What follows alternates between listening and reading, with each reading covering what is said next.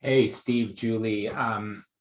Steve, I know Julie wanted to arrange a call, which I'm happy to do, or answer questions another way, but you know my style.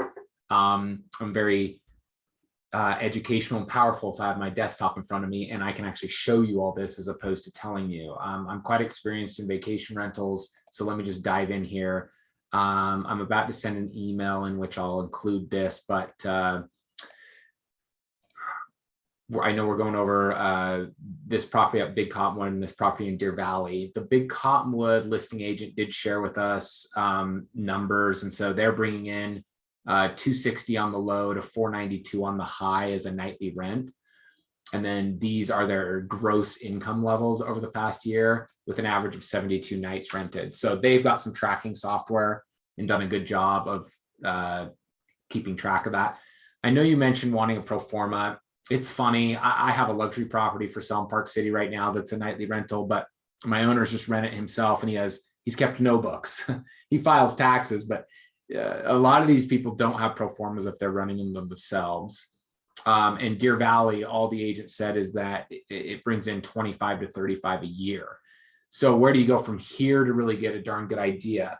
I have owned and managed multiple vacation rentals. I can tell you that the ski season market is phenomenal and places rent well, but also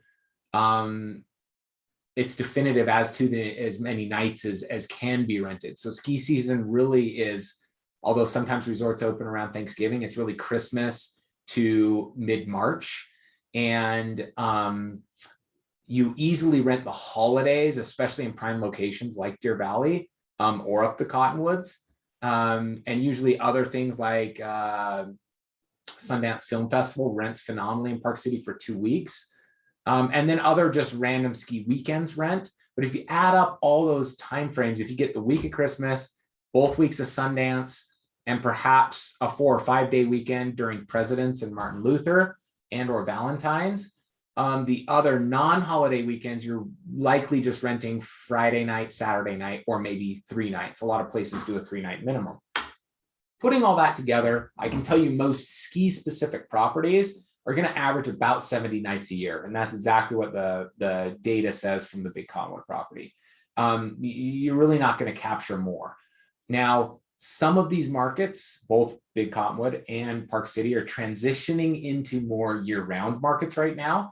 And my father-in-law, who's had 2 places up in Park City for 23 years, has only rented them nightly during the ski season and then done monthly rentals in the summer.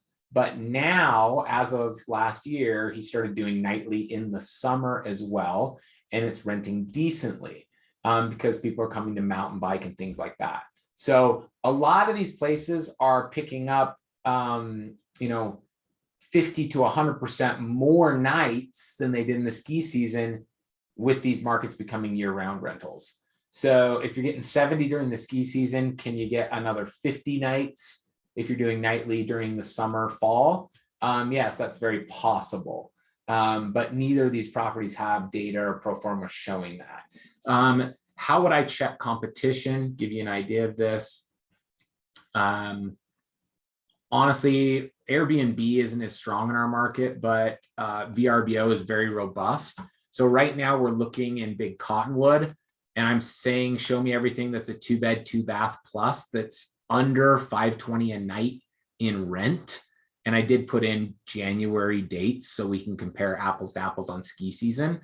And remember, the property you're looking at, 12090 East Big Cottonwood, is $745,000, and they average between 260 and 492 a night. And there's only 36 properties in this map area. I know I've got one in Alta over here. That's not the same canyon, but only 36 up the Cottonwoods that are 2-bed, 2-bath plus and under $520 a night in rent. That's not a lot of inventory. In other words, that makes me pretty confident that that property would continue to get 70 or so nights a year during the ski season. Shifting gears to the Deer Valley property, there's 78 properties in the greater Deer Valley area that are 2-bed, 2-bath and under $460 a night in in asking rent, and that area probably gets 10 to 15 times the amount of people renting and wanting to come to that area. It's also become kind of year-round destination. I'll send you links in the email to both those searches, but you can play around in VRBO and kind of gut check the competition. You can even scroll down and see their calendars and how booked out there are. In my opinion, if you're comparing the two, I do think Deer Valley will rent a little bit better, more nights and year round. You know, the agent said it brings in 35 or so a year in income. With that layout and location and an asking price of around between 400 and 500 a night.